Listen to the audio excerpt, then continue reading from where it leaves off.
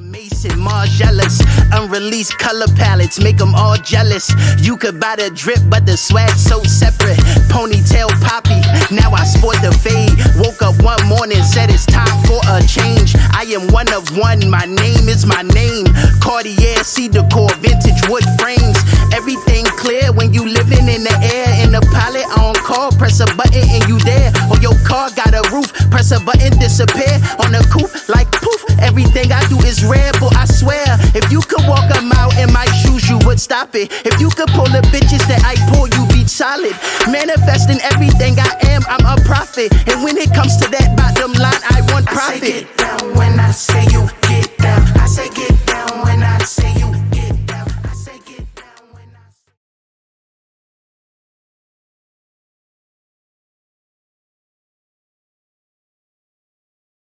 Welcome back, baby. This is Icons and Ideas presents The World According to Kay Nellz. I'm none other than yours truly, Kay Nellz. Again, I appreciate everybody for rocking with me. I got to kick it off the right way every time. I firmly believe in the first law of thermodynamics. It says energy can neither be created nor destroyed but transferred.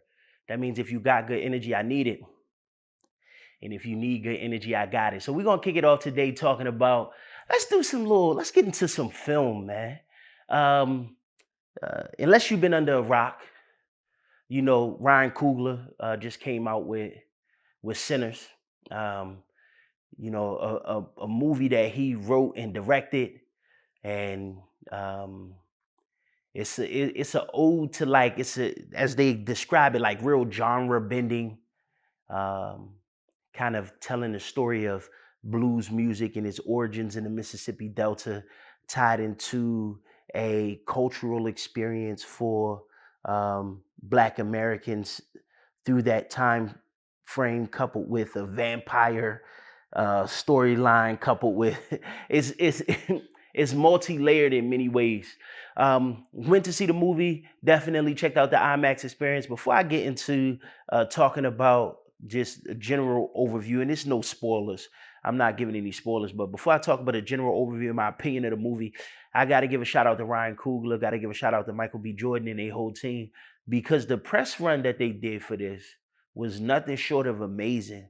Like, even when Ryan Coogler broke down the different aspect ratios and started talking the technical jargon of film to get people to understand, those who are uninitiated, to get them to understand how those details play into the experience that you have when you see the movie, whether it's in IMAX, whether it's in any of the other experiences that he laid out.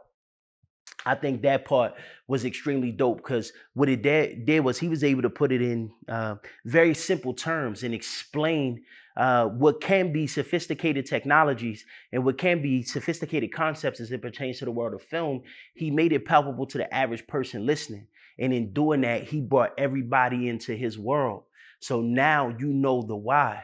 And that's something, that's a philosophy that I talk about just in general, is we always, knowing the what is important, but knowing the why is even more important. It reinforces the what. And I think they did a great job of that. Every video that I seen leading up to the movie, every video I seen from the press run, whether it's with the cast, whether it's with the full cast, whether it's with Michael B., whether it was with Ryan Coogler, it just showed a level of synergy that they had, and that truly translated on film. So salute to Ryan Coogler, man. Powerful visionary. He's expressing his art through a medium that we need. It's such an unapologetic version of the art that he displays. So salute to him for that. Let's talk about the movie a little bit. So obviously, for those of you who don't know, the movie Sinners follows two twin brothers who are from the Mississippi Delta, leave like most of Mississippians did in that time, and either went to Chicago or out west or other places north. These two brothers went to Chicago, left the Mississippi Delta for like 7-8 years, come back in an effort to kind of reestablish themselves in their hometown, open up a juke joint, create some commerce, build some wealth for their family and stuff, like all of those little stories. But then wild stuff unfolded and it becomes a multifaceted storyline. couple of things that we could get into the intricacies, like from a writing standpoint, extremely well written. Salute to Ryan Coogler for that. Extremely well written. The dialogue, some of the things that they were saying, just it was almost like I'm a poet. In a lot of the times, the dialogue was like poetry, man. It wasn't even like just conversation. There was so many layers to the dialogue, and a lot of the subtleties that he tied into it towards the end. Like I said, I'm not going to give any spoilers for the people that may want to see it, but everything was so intentional about how he told the story. So wonderful storytelling on his part. Overall, I felt the movie was well written. It was well casted. The shorty that played the preacher's son, I think his name like Miles Catton or something like that, or Catan. I know his first name Miles. His presence, I think this is gonna be, we're gonna see so much more of him. His presence is so commanding, and for this being his first film role ever, him being a singer, it's my understanding he was on tour with her. He was doing background vocals for her, and they encouraged him to audition, and it was like it just speaks to the testament of what's for you is for you. Because as I understand it, my man auditioned. Correct me if I'm wrong. Fact check me if I'm wrong. But my man auditioned, and this is his first role ever, and to be in a position that he's in, around the giants that he's around, Ryan Coogler, Michael B. Jordan, Delroy Lindo, to be in the presence of those type of huge characters and still command such a presence, I think that's a testament to the artist that we'll see from him in the future. So I know this is just the beginning for him. His star gonna shine bright. His presence, his voice was so commanding. So it was well casted, well written, well directed. Visually, the visuals in the movie, it was a visual experience. The colors, the tones, the everything down to the makeup and wardrobe and the environment that they was able to create.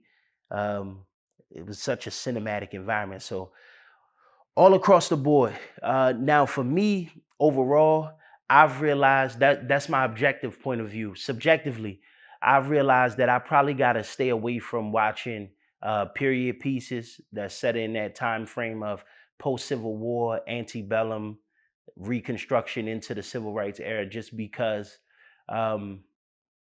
it just makes me too angry now. I'm not even, moment of transparency, I'm just not emotionally regulated enough for where I am in my life, where I could see the type of atrocities that was committed against people like my grandparents. Like, I got a grandfather that's still alive in his 80s. So he could tell me real stories of a real time that's really palpable. When my grandmother passed away several years ago, she was in her 80s. But again, she could tell me real stories. And that's why I say, like, my grandmother got first person accounts of slavery told to her by her grandmother. So that, just the idea that makes it so real, it just make me angry. And so I'm gonna remove myself completely. And the reason why, just to give a little bit more context, the reason why I'm so angry is because although we have come a long way as a people, what infuriates me most is how much things haven't changed. And this is not to diminish the value of anything that our ancestors truly fought and died for. I commend them for that so much, and I wear that with me every day with everything that I do. But to just know that we've been through so much and we still look up and we still going through it.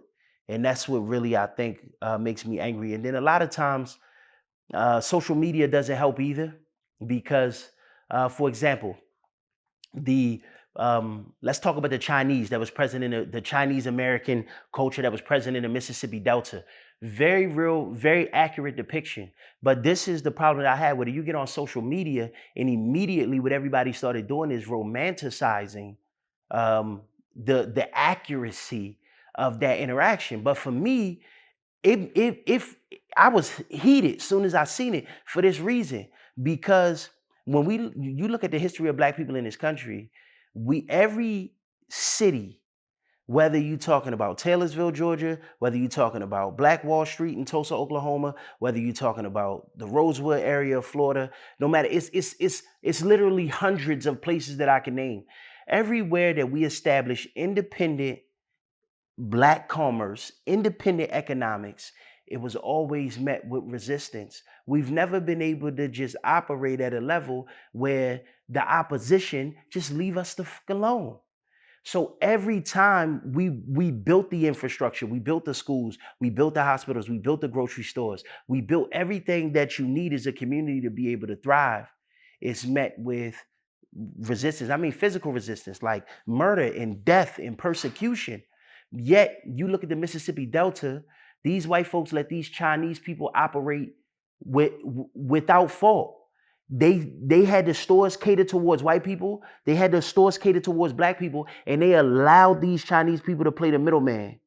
And to me, that's nothing to romanticize, because now what that does is that relegated our commerce to having to, in some form or fashion, be able to work economically with Chinese people, right? In a way that the Chinese people work economically with the white people, bridging that gap. And for me, that's another thing, although it's very accurate. And this is not to diminish whatever culture that y'all want to paint for the Chinese subculture that was in the Mississippi Delta. I'm just being real about what it is. Because walk into the Chinese store right now and see how polite they is to you. See how nice they is to you. See, I think what frustrated me the most is I just know through my learning and research that they only operated with us out of necessity. That was it. It wasn't anything noble about it. It's only, and this is based on the statistics that they provided in that area. You're talking about a population of barely 1,000. It was barely 1,000 Chinese people in the Mississippi Delta. So you're talking about an extreme minority. So they only can exist if they are able to achieve commerce with the Black community. They wouldn't be able to survive any other way. So it wasn't any noble. Yeah, of course they got ingratiated in our culture, because that's what Black people do. That's how powerful our culture is. So if you're around us long enough, you're going to be influenced by us. It don't matter your race, creed, or background. It's evident. Look at the world. Hip hop and Black culture influences the world in every capacity. As crazy as Donald Trump is, they was playing Mini Men on the campaign trail by 50 Cent. So even the most unorthodox, crazy, racist, whatever label you want to put on it, is still directly or indirectly influenced by Black culture. I bring that up to come full circle to say this. As accurate as that depiction is in Sinners, and from all accounts, from everything that I've seen from people from the Mississippi Delta, from documentaries now that has been spawning, that was used as reference material for what that time period is like, it still, for me, highlights something that doesn't overall make me feel comfortable.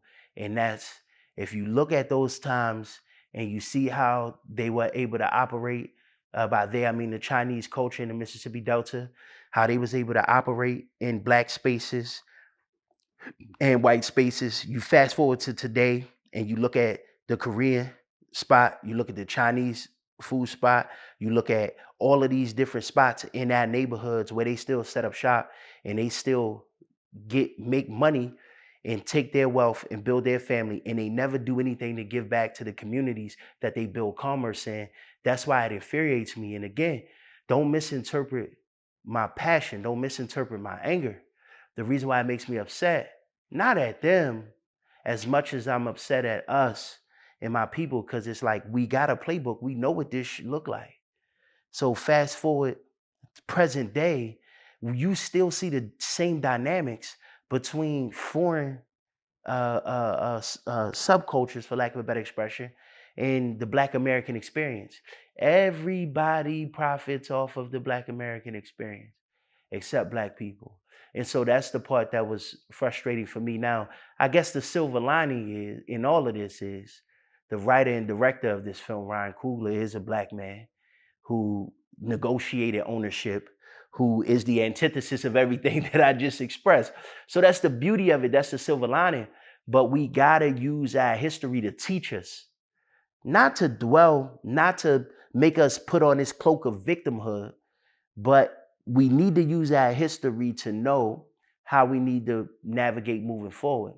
And the thing that affects me most is 1864, you had about approximately a million enslaved Africans in the United States.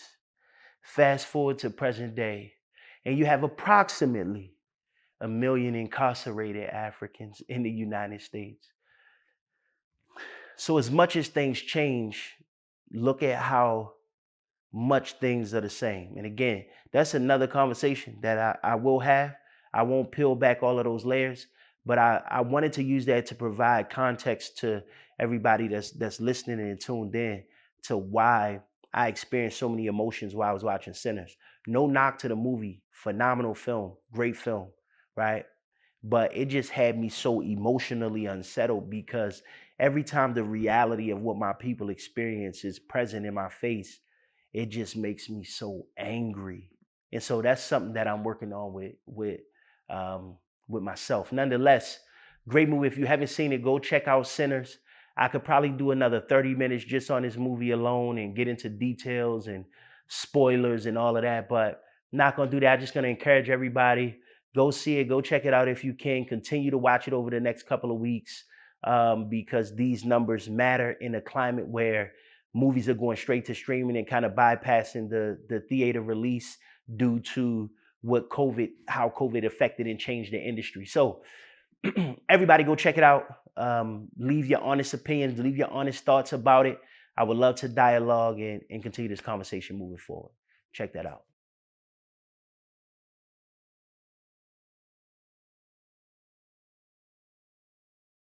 And we back. You know who it is. This is The World According to Kay Nellz. So let's talk about Karmelo Anthony in Frisco, Texas, just to touch on that a little bit. A lot of details is still developing. A lot of things is coming out. But I really want to talk to the discourse that I've been seeing online. Unfortunately, it's still a level of ignorance that kind of permeates the Black community that have us fighting about stuff that we shouldn't be fighting about.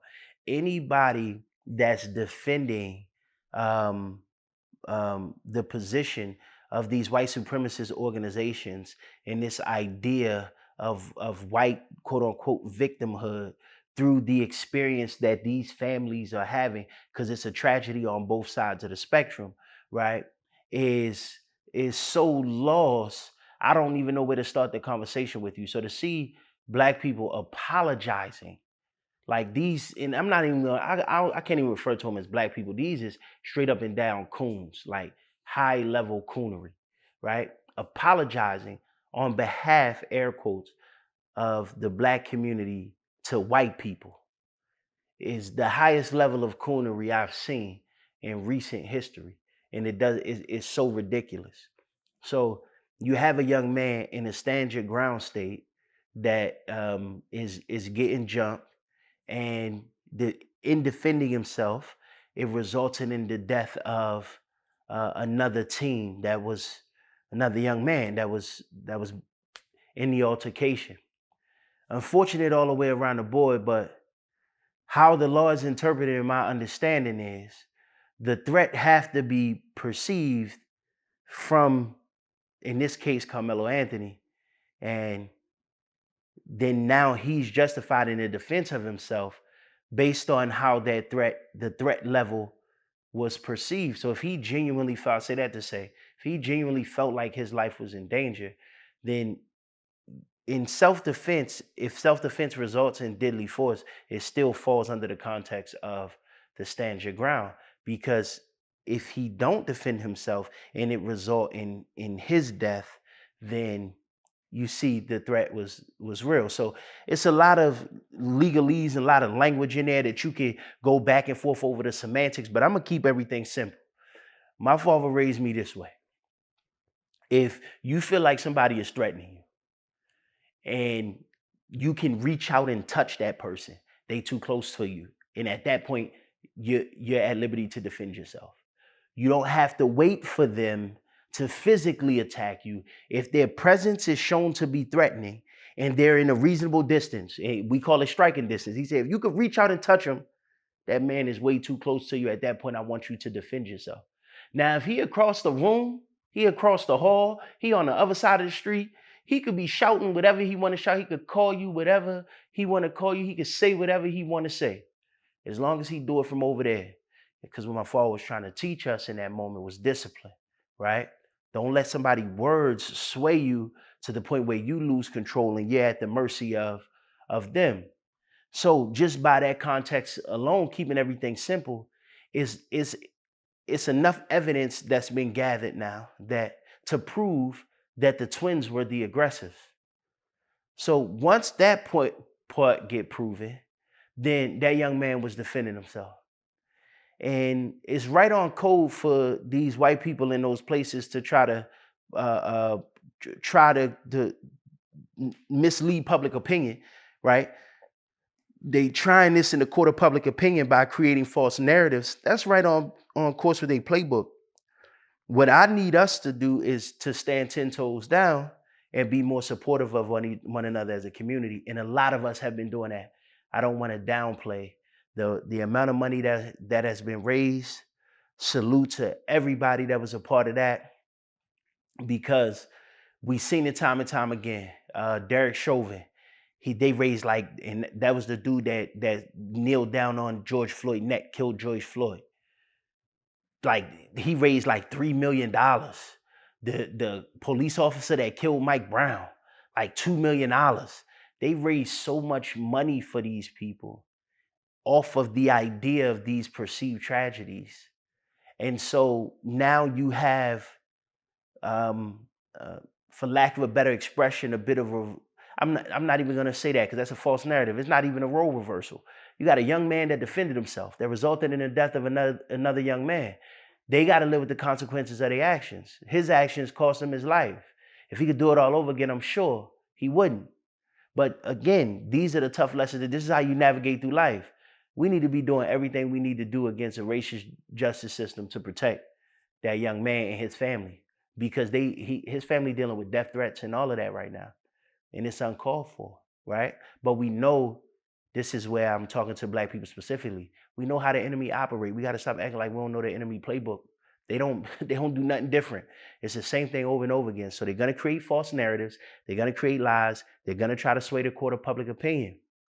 But that's why we need to make sure we put provisions in place to make sure we insulating that family as a community, just to protect that young man, because this is the such a fragile part of the experience. It really could have been any one of us.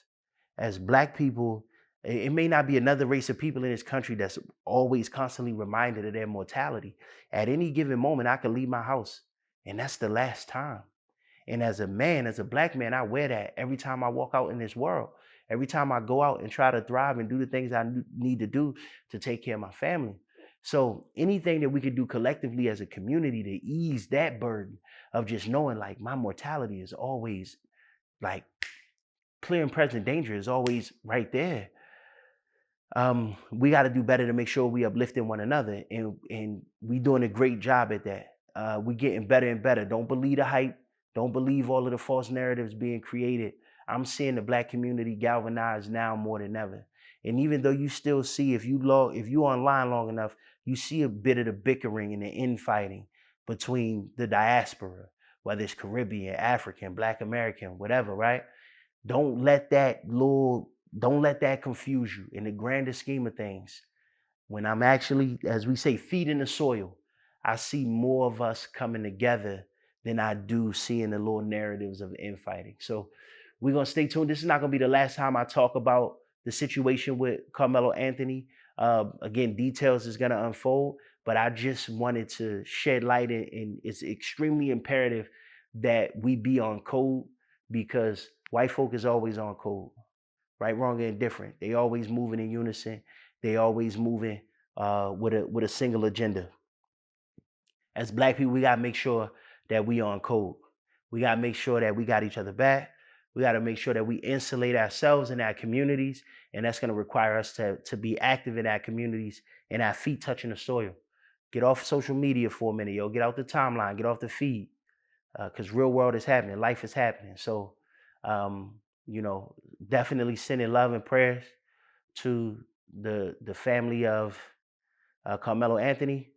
And also, I want to give, in details are still unfolding, so I'm very cautious when I say this, but I want to give a shout out to the father of the twins who seemed, and I say seems because, you know, we only got a small glimpse of his character, but from what I see from his character, he's standing 10 toes down and dispelling these narratives that's trying to be created on using his son name and image and likeness. And so he's been an outspoken proponent, and that's usually different. You don't see that. Typically, when situations like that happen, you see white people lean into the tropes. You see them lean into the stereotypes. You see them lean into the reactions that the status quo want them to react with.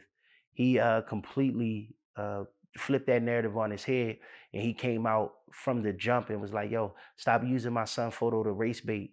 Like, yeah, it's a black kid and a white kid, but the reality is this is two children and this is two families' lives that's forever changed.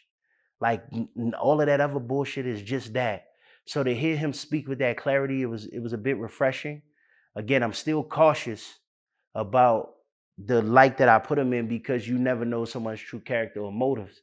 However, I do have to commend at least that part of his actions that I've seen thus far because he seemed to be kind of dispelling the status quo and being a huge, using his voice that he have in his moment to recognize that nobody wins in this scenario. It's unfortunate all the way around. Carmelo and his family dealing with something now that I don't care what y'all say. I know they don't want to be dealing with. He and his family is dealing with something, a loss of a child. I know they don't want to be dealing with. So to make this a win or a lose in that context, it's just not that. And on the level of humanity, I'll make it twofold. So my message is clear. On the level of humanity, there is no win or loss. When we dealing with the social constructs of white supremacist ideology and agenda, then that's why it's far more important for us to be able to align as a community to make sure that they don't manipulate the systems how they used to doing for centuries within this country at the mercy of Black people in that experience. So again, love and prayers to Carmelo Anthony and his family. Love and prayers to that the father of the gentleman, the twin that got killed. But we just gonna stay tuned. Keep our ears open, keep our eyes open, watch everything, be vigilant, double check everything, vet everything, proofread everything, because you know, they swift, right? Fork tongue propaganda. We see it all the time. I'll just leave it right there for now.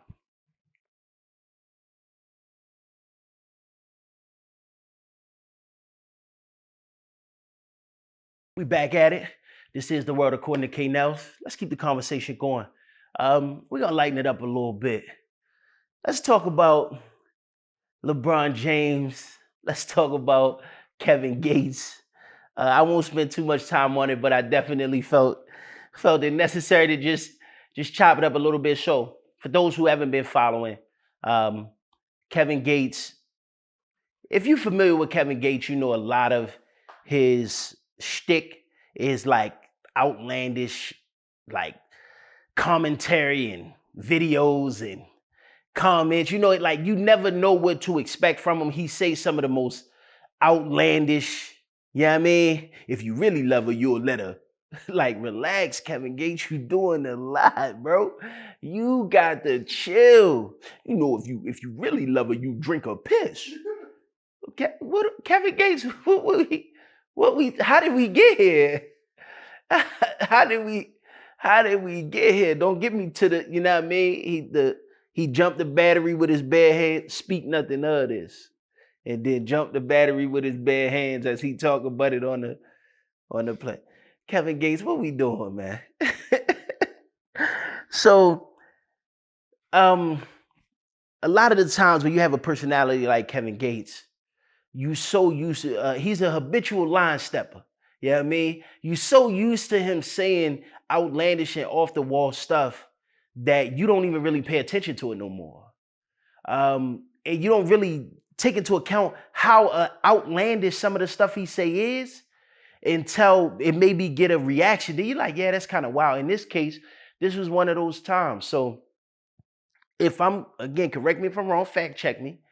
He said he don't think that LeBron James' wife look at him the way these white women do. Correct me if I'm wrong. I believe I'm paraphrasing a little bit, but that was the gist of the quote. And so my first and immediate response was, why? Like what? You took out the phone, you hit record, and then you started talking, and this is what you chose to talk about. It's wild. So then you have a response. Everybody know playoff LeBron, he goes 0 dark 30, he black out his social media, he don't do no posts until after the results of whatever. That's his little ritual. He breaks that ritual to post a picture of him and his wife and say lions are not concerned, kings are not concerned with the opinions of peasants. And that's an obvious dig at Kevin Gates, which, again, I can't tell a man how he should or shouldn't react, so I won't. That's what he did. And as always, Kevin Gates, he wasn't just going to let that go by, so he spoke his piece. And in true outlandish Kevin Gates fashion, he said, I feel like he heard me and it worked. You know what I mean? I'm saving marriages out here. That's kind of the spin that he put on it in his own mind, more like delusions of grandeur, right? But then another conversation began to unfold. So my position is simple. I feel like this is an instance where Kevin Gates should just mind his business, because that narrative is unwarranted. Like, that conversation ain't. Who cares how another man, especially, like, it'd be one thing if they was like best friends and then it still wouldn't play out on social media, right? If they was best friends and then he pulled him to the side like, hey, you know what I mean? I kind of seen, your lady she moving different in these streets. If that's a conversation you choose to have with a best friend, that's between you, God, and that best friend. Now, me, I don't have those type of conversations. And we can have that story for another day, because I done been in those shoes. You look out, you think you're doing the right thing. Like, yeah, be mindful. Your shorty kind of XYZ 1, 2, 3. And somehow you become the bad guy. So guess what? We all consenting adults. We all grown. You find out how you find out. That's just my philosophy. But this is not that, though. This is not even the context that they operating in. They not even close acquaintances. The only thing they have in common is they both celebrities. That's it. Kevin Gates have a level of celebrity through music. LeBron James is who he is. So it doesn't even warrant that type of conversation, which is why, for me, as I look at it, the question that I would ask, because the first thing I did was, all right, let me put myself in LeBron James' shoes. Would I even gratify that with a response?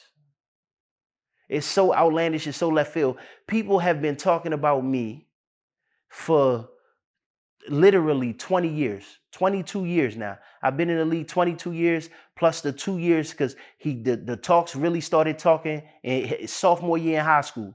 So 24 years he has been in a public presence in some way, shape, form, or fashion. That's more years than he's not been a celebrity. If that helps you to put it in context, it makes sense. People is always saying something to LeBron. And one thing that has always been consistent about LeBron is he don't respond. He let it fly under the radar and he do him. So the question I have is, what made him respond this time? Again, that's objective. That's not, I want to make sure there's no persecution in my tone. Because again, I don't have how a man choose to respond in honor and defending his wife. 100%. I'll never tell a man how to respond in that regard. But it does naturally, I'm being inquisitive now.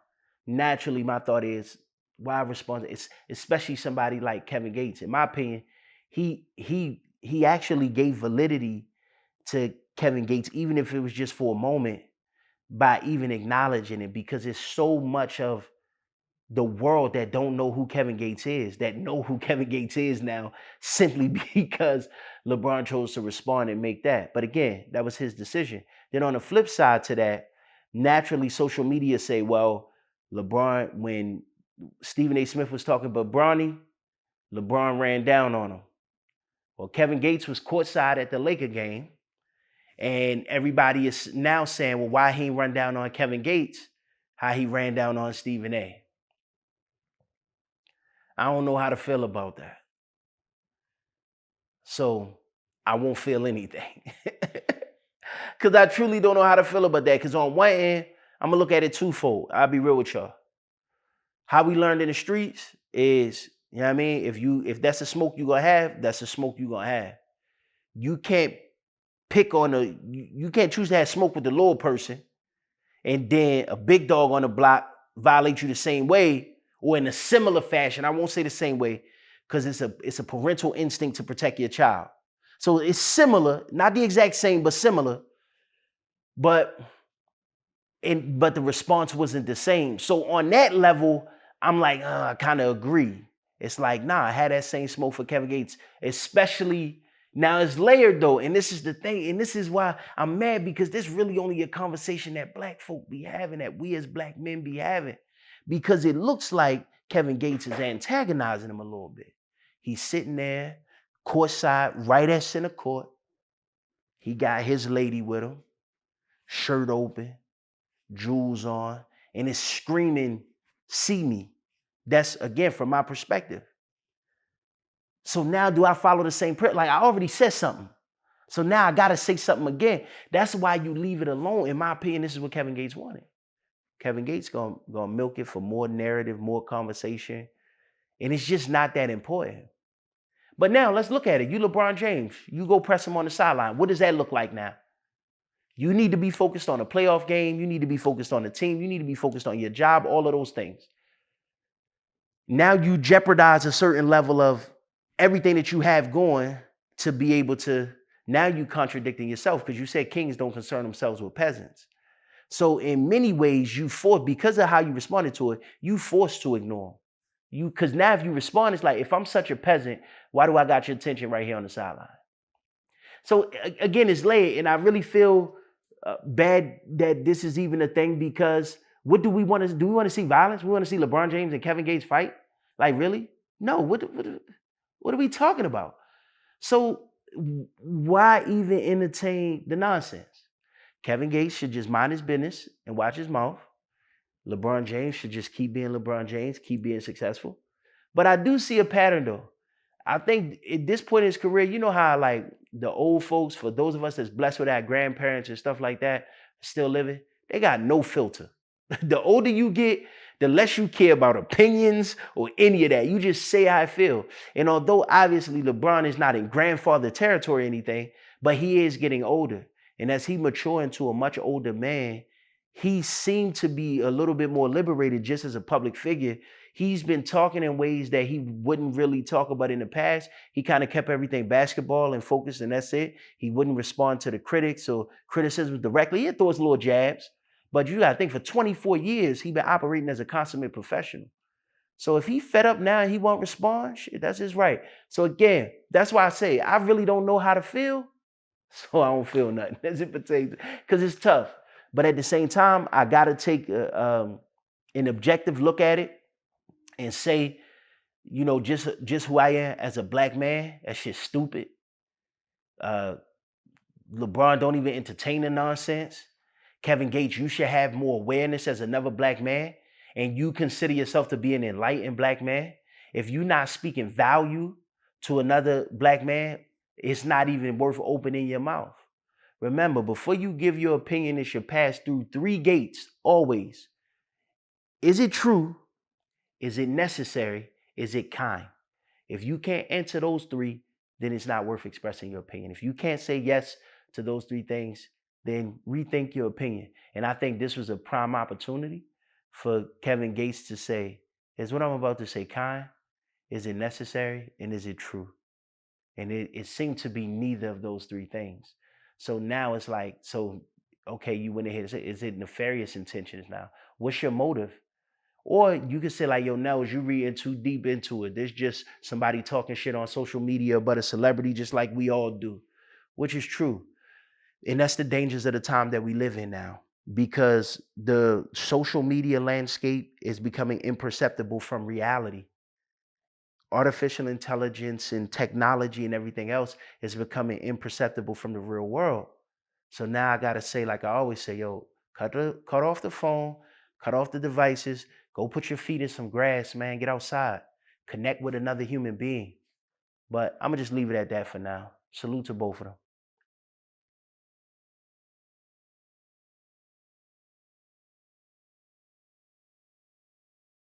We're gonna keep the conversation going. This is the world according to Kay Nellz. I'm yours truly. Listen, let's talk about Shannon Sharpe, man. What's Shannon Sharpe doing, man? What he got going on? So a couple of episodes back, obviously I was talking about the incident that transpired where, he went live with the old Michelle joint, you know what I mean? He was looking real crazy out here in the social media world. And literally since that Cat Williams interview, I gotta set the stage, man. Since that Cat Williams interview, you've seen the evolution, you've seen the transformation of Shannon Sharpe. What's happening now, he's on the brink of orchestrating in a $100 million deal. And as this is happening, attorney Busby, who's a known ambulance chaser, as they refer to him as, literally files lawsuit on behalf of a client claiming sexual harassment and sexual violence, whatever the context of it is, and is suing. It's a civil suit for $50 million. So first of all, once I hear civil suit, my antennas go up, because we're not talking about a criminal offense. Because if it was criminal, we're within the statute of limitations for those types of activities. It would be a criminal pursuit. It would not be a civil.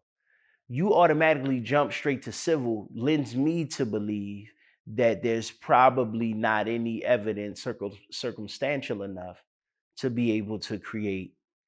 But I'm not even gonna go too deep down those waters. Let's just talk about what we do know.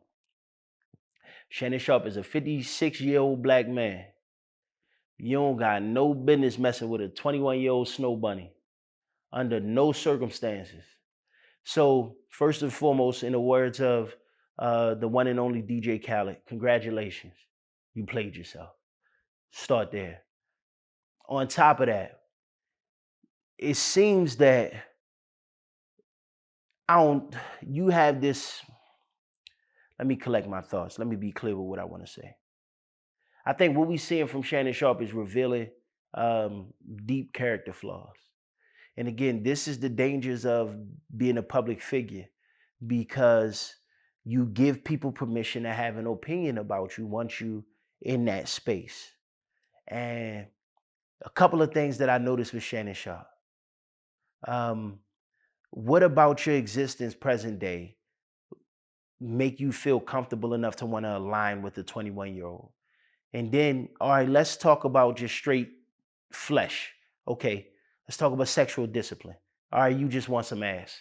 It's a OnlyFans model. You link up with her, however you link up with her. If you just paying for ass, I got to quote Andre 3000 and Four Brothers, you pay a hoe to leave.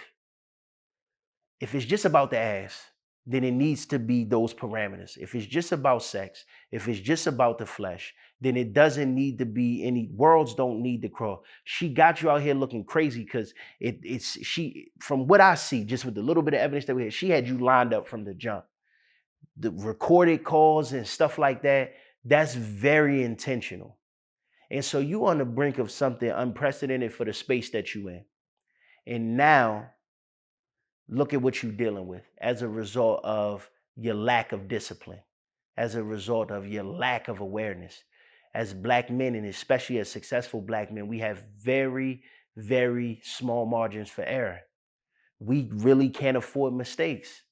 And you have gone through your life thus far seemingly clean, only for you to get to this point in your life, coming from, you come from the type of humble beginnings that my father talked about, where you don't have running water, where you got to go out back to use the bathroom, with like those types of things. Like that's the type of stuff that my father grew up in.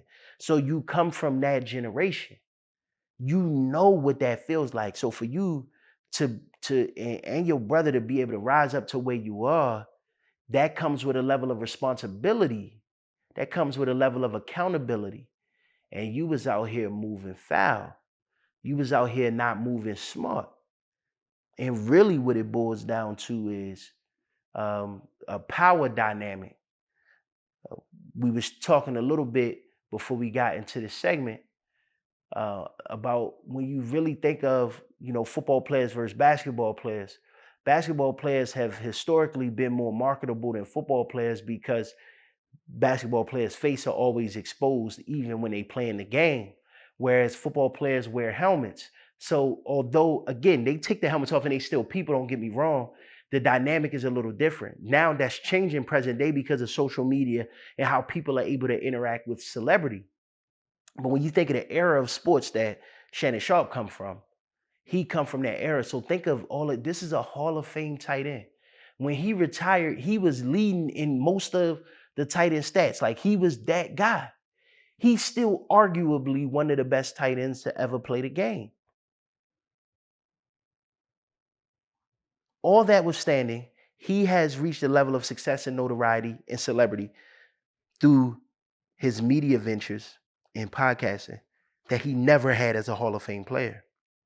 So it's safe to say that Shannon Sharpe is in uncharted territory. He's in unfamiliar waters now. And he's behaving like somebody that has never had this level of access. Because listen, how you do anything is how you do everything. If you getting money and you getting women and you getting certain attention, even when you don't have nothing, having stuff don't change how you interact, getting money and getting women and getting attention. Shannon Sharpe is looking like somebody who never had this type of attention before. And what's even more sad, I got to talk on like a family level, like, bro, you a father to black women, bro.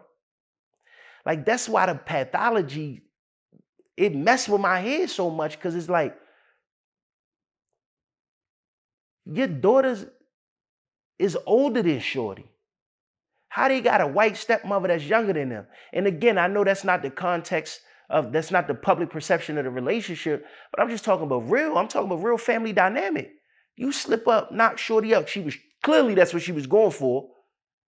Look at that dynamic. How do you look at your daughters the same after that? Even now, like, I hope you carry some shame now for real. Like, how you looking at your daughters now? And you got beautiful black daughters. Like, what we doing? So when you talk about irreparable damage, that's the type of stuff. It's not just your ego and pride and your public perception. You got daughters that love and respect you. How much do you love and respect them to subject them in that manner? You feel me? So that's another layer to the conversation. But overall, my man Shannon Sharpe got caught up playing in the snow, messing with these snow bunnies. It's a lot of historical evidence. We got a lot of data that says, as a black man, as a wealthy black man, you probably should stay away from messing with the snow bunnies. But you enamored by these pink toes, and guess what you got? A lawsuit for $50 million. Now you had plenty of people on your show, as my man Jordan said. They try to put you on game. Even Monique. Monique was, listen, get you a nice woman your age, little thick joint that's going, get you right. Going to make you that meal. Again, he not looking for that. He looking for a little young joint. And I don't even want to, because I really want to pivot the conversation and talk about white proximity, because that's really what it is. Like, why do we feel like we got to adapt certain virtues as black people once we start getting in these predominantly white spaces?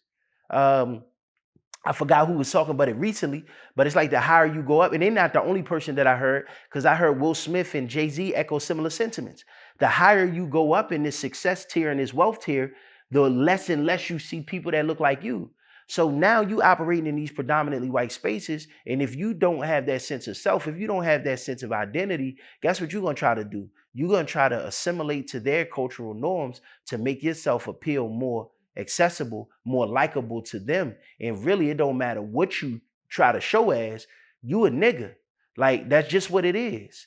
So this idea, because the first people, all right, it's twofold. On the one hand, we're gonna use Bill Belichick as an example. Look at Bill Belichick. Bill Belichick, old as shit, got a little young joint. She on the sidelines at the practices and all of that. You think Bill Belichick gonna fuck up the money? No. You think Bill Belichick know how to navigate these waters? Absolutely. And again, you can't control people's intentions. But the reason why I bring it up is just this simple. Stop trying to compare yourself. Stop trying to move like these white dudes. Stop trying to move like these dudes that you see in this space. I'm not saying you can't. All right, if you want to date somebody younger than you, cool. I don't have a heaven and hell to put you in. But at the same time, you got to understand the rules of the game. And you ain't playing it right. Like, white men been doing that forever. You can go back to the Anna Nicole Smith days. Like Anna Nicole Smith married dude was I'm talking about in a wheelchair. Dude looked like he was 30 seconds from death on the wedding day. She got the bag, like her motives was clear. So this is not new territory for that white people with power. But when we talk about how we operate, you gotta stop thinking that you could move how they move. It ain't like that. You clearly not built like that. Look at what you got yourself into. It ain't worth it. And let's say you come out on the other end of it unscathed. Like financially, you win all of that, you don't deal with, it just become that thing that happened to you that one time. Look at what you got to go through now. Look at what you got to endure. So learn your lesson, man. For real. Because you too old for that shit, yo. I feel like I feel like a disappointed nephew talking to his uncle. You ever had the uncle, you find out your uncle on drugs, it crush you. You like, damn, you might catch your uncle high or something. You're like, damn, you can't even, you talking to him, but you know it's not even him. You just so disappointed. That's how it is. It's like, boy, you got to understand, don't all of us get in. That's the way the structure is designed. So when we get in, we stand on the shoulders of giants. You got to remember, go back to what Sidney Poitier and Oprah and all of them was saying to Jamie Foxx when he was up for the Oscar for Ray. And listen to how Jamie Foxx told that story. He was like, for me, winning the Oscar wasn't even on my radar. It was an opportunity for me to throw some parties and have a good time. And then I got called by the elders, all of them, from Sidney Poitier to rest in peace to Sidney Poitier, rest in peace to Quincy Jones.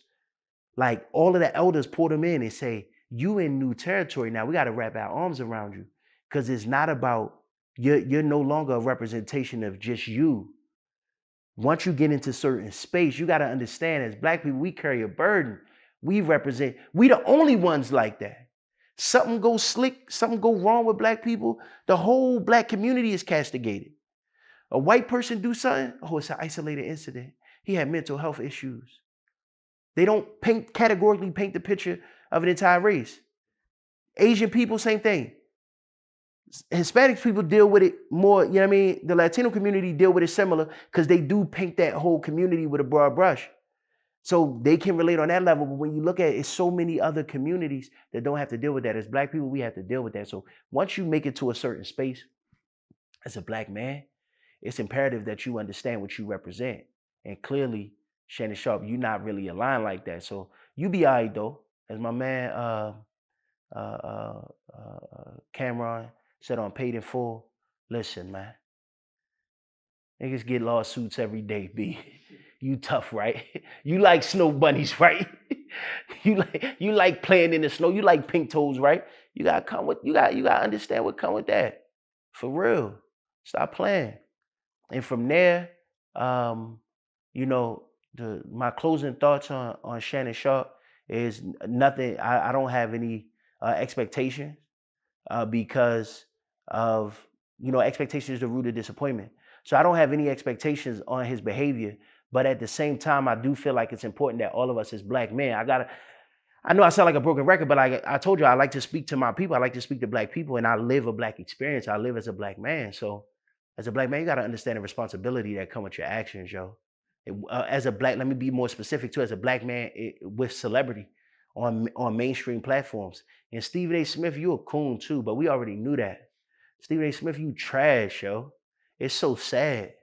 but that's just what it is. So it's all of that's changing though. It's really a tide change that's happening in real time. And all of these black voices that got platforms, they're gonna be deplatformed. They're gonna lose all of that flair they had. It's gonna be real voices, real grassroots voices that come up and really speak truth to power about the lived black experience and about the things that we deal with and how we interact with our people. Because I'm tired of Stephen A. Smith being a voice for black people. I'm tired of people like Shannon Sharpe being a voice for black people, because you're not moving how you're supposed to move. Y'all way too disconnected from the community. And like I said, that white proximity got y'all chasing acceptance from the white people that y'all do business deals with. And you're never going to be accepted by it. So it's a lost cause. It's a non-starter. So Shannon Sharpe, get your life together, man. You be all right. You tough, right?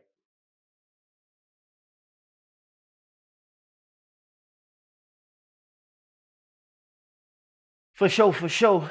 So we back. We finishing up for the day. This is the last topic of the day we're going to touch on. Let's talk about Tracee Ellis Ross. We had to interview Michelle Obama. She started the podcast with her brother, which is dope. It's good to see. It's good to see that light. You know what I mean? But one of the first episodes that they did was with Tracee Ellis Ross. And the topic of conversation was about dating. And Tracee Ellis Ross, I mean, we know, if you're familiar with pop culture, you know who she is. She's 51 years old, and she's currently single, I believe. She doesn't have any children. And she talked about dating in this landscape and marriage and all of those things. And it was in my opinion, it was a very, I say it was a very good conversation overall. Now, just to be transparent with you, the reason why I took a moment of pause is because I just wanted to make sure I used the right adjective to characterize how I felt about, about the conversation that they had. But like everything, social media takes it and it becomes polarizing, and this was no different. So some of the things that people highlighted immediately in the narrative that Tracee Ellis Ross was talking about, she just made it clear that she dates younger men, and she kind of prefers younger men. And she encapsulated that by saying, because men of her generation are stoked in toxic masculinity. That's a buzzword. Soon as you hear words like toxic masculinity present day, because it's been propagandized, because it's been like overused, and in miscontext in so many ways, right? That it elicits a certain response. And most of the times it's an emotional response. And it immediately creates polarization between the women who can align with the belief system that targets masculinity in that way, against the men who have to exist in a masculine and be persecuted by today's society's standards. So this was no exception. It created the same polarization. First and foremost, masculinity isn't toxic. The version of masculinity that they refer to when they call it toxic masculinity is not masculinity at all. So as a man who operates confidently and competently in his masculine, I can see why people immediately push back when they hear buzzwords like that. For me, it doesn't elicit any type of emotional response because I understand what it's rooted in. But if we're going to dialogue about it, then I'm going to express my position, and I'm going to talk freely about how I feel. It was a video that went viral a few years back that spoke to the idea that it's actually the absence of masculinity in today's generation of men that's probably more toxic than anything. And that's a vantage point and a viewpoint that I agree with. But to look at the flip side from Tracee Ellis Ross' point of view, her perception is about her lived experience. She has experience, because right after she said that, she elaborated further to provide context in the clip to say, I've dated plenty of men my age, and I've recognized a certain pattern in the behavior. And so based off of that lived experience, I chose to now stop looking for men my age, and not necessarily say the door is shut to them, but I would rather be with a younger man. I'd rather date younger men. I understand that perspective. I also understand why people are outraged at the double standard, because we were just talking about it. We had all of these think pieces about how liberating it is for a woman to be able to operate and have the conversation like Tracee Ellis Ross is having. And kudos. If that's what I commit, again, I'm not the police. I can't police your happiness. So if your happiness doesn't come at the expense of somebody else, however you choose to find happiness, do you. But the flip side to that is this. Shannon Sharpe just had the instance that happened. And those same people that was writing think pieces talking about how liberating it is for Tracee Ellis Ross to have that narrative is now calling Shannon Sharpe a creep for being with the 21-year-old. Now, again, society is filled with double standards. This is one that men just gonna have to live with. We gonna always have, women have their double standards that they have to live with. Men, we have our double standards that we have to live with, and this is one of them in this case. But the reason why I bring that up though is because that's a lot of the ideas that I'm seeing being exaggerated in the conversations between men and women around this topic on social media. As far as I know, Tracee Ellis Ross is not harming anybody. As far as I know, she's not out here, living crazy. She doesn't have any wild reputation or anything like that. So why does it matter who she's with? If she happy and they happy, if they happen to be younger, again, it's not at the expense of anybody else. Do you? I think the more interesting thing about it, and I hate to be this guy, but Michelle Obama, as we know, who's married to Barack Obama, was right there high-fiving and amen. now, at face value, that's how. This is the thing about these types of conversations. These types of conversations happen at the beauty salon every single day. And it's not on the world stage, and everybody and their mother don't know about it, so it don't come with any stigma, right? Conversations happen at the barbershop every day. Same concept. It's not happening. So if I'm being honest about the conversation, like there's nothing that's like out of pocket or out of line about the conversation. You have two women. Michelle Obama is a little bit older. She's in her 60s. Tracee Ellis Ross is in her 50s, early 50s. I believe she's 51. But you have two women that is mature. These are grown women having conversations about navigating certain spaces between dating and marriage. Hey, yo, if you got a problem with that, have your problem, but cry me a river, build a bridge, get over it. I'm going to keep it real. Because at the end of the day, if you disagree with the position, that's okay. Lead your life in a manner that reflects what you align and what you agree with. If you agree with Tracee Ellis Ross' position, that's okay. But live your life in alignment with what you agree with. It's just that simple. Now, I will caution you with this, men and women alike. Denzel say, if you're going to pray for rain, you got to expect the mud. You can't get mad at the mud. I share that to say, Tracee Ellis Ross is Tracee Ellis Ross for a reason. Don't get it twisted. Don't romanticize these ideas of what she's talking about in a way that make you feel like it's a one-size-fits-all approach. This lifestyle works for Tracee Ellis Ross because of who she is and what her lived experiences are. You're not that. So as a woman, I would encourage you to find those things within, search within to find those things that you align with that makes you happy. For men, same thing. I encourage to say, never measure your success with someone else's ruler. So don't look at Jay-Z or Barack or Shannon Sharpe or any of these public figures that we have a tendency to idolize, or we put them in the status of role model, right? And then think we're gonna fashion our life like theirs. Their lived experience is their lived experience, and what works for them work with them. The fulfillment that you're seeking, you're not going to find in an external source. You have to look internally for that. So always keep that in mind. Learn from these people, though. I watched the whole interview between Michelle Obama and Tracee Ellis Ross. I think it was a very insightful interview.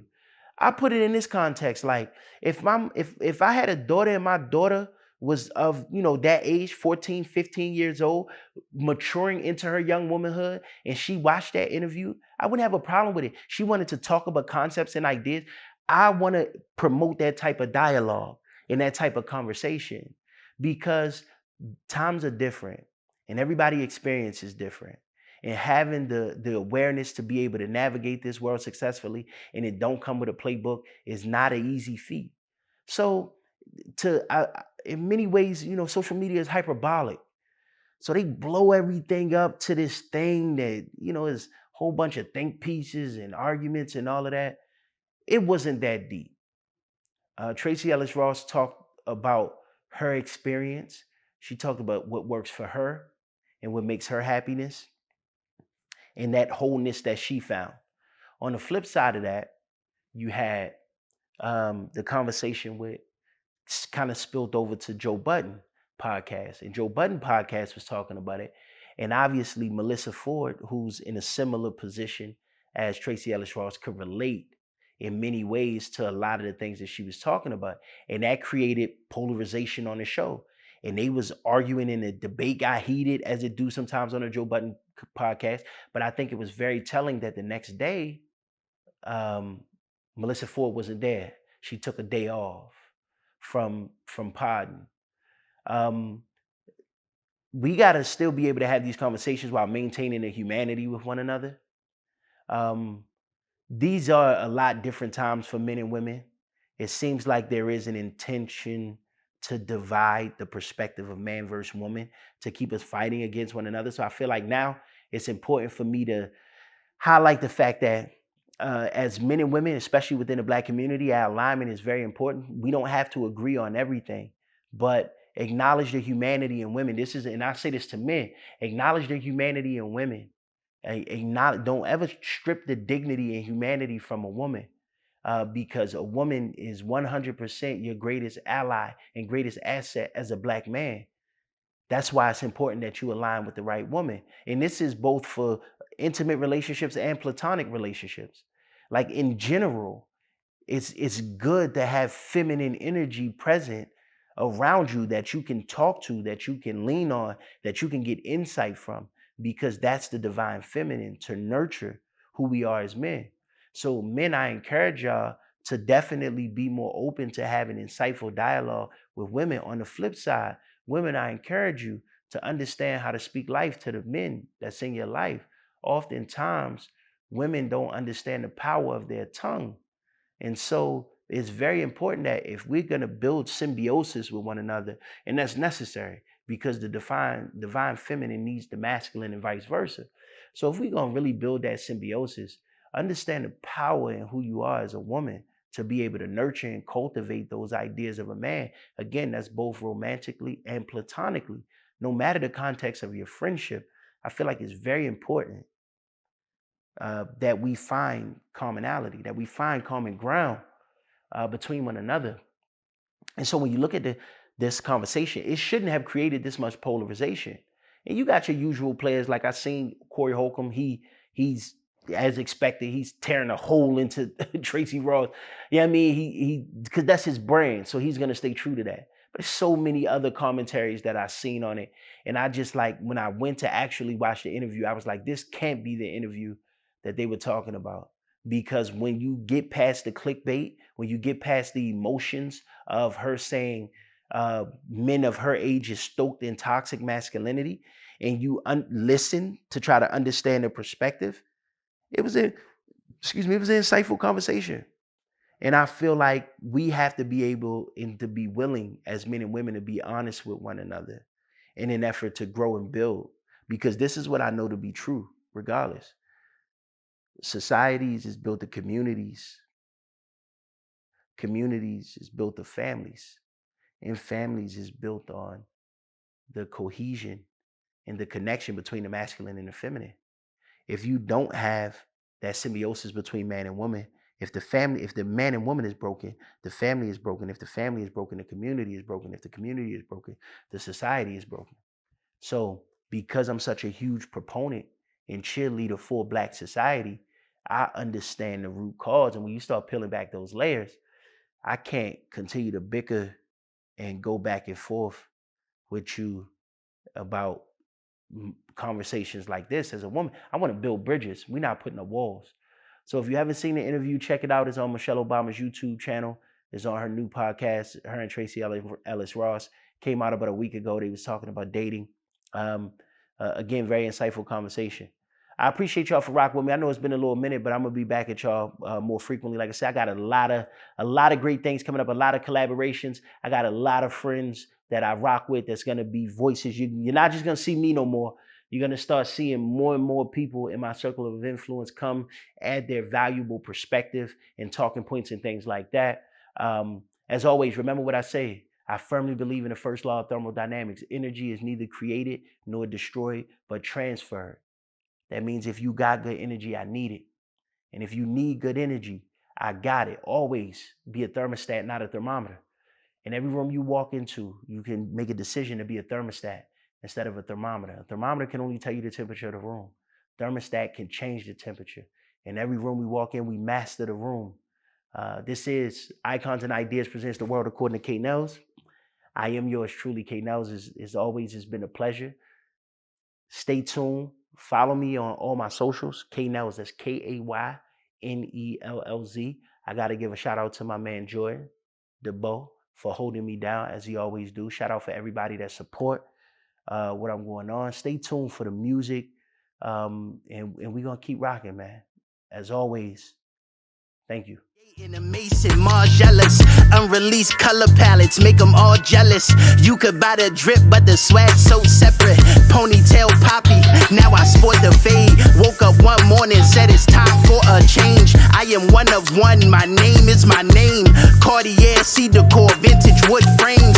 Everything clear when you living in the air. In the pilot on call, press a button and you there. Or your car got a roof, press a button, disappear. On the coupe, like poof, everything I do is rare, but I swear, if you could walk a mile in my shoes, you would stop it. If you could pull the bitches that I pull, you be solid. Manifesting everything I am, I'm a prophet. And when it comes to that bottom line, I want profit. I say get down when I say you